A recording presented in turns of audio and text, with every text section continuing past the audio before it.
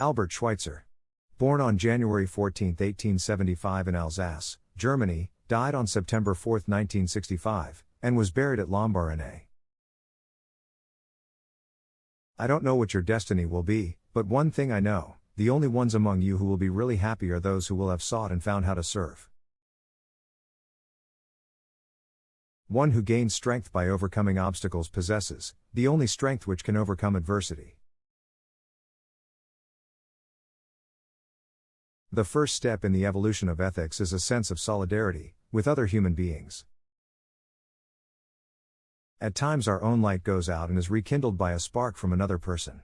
Each of us has cause to think with deep gratitude of those who have lighted the flame within us. The purpose of human life is to serve, and to show compassion, and the will to help others. Success is not the key to happiness. Happiness is the key to success.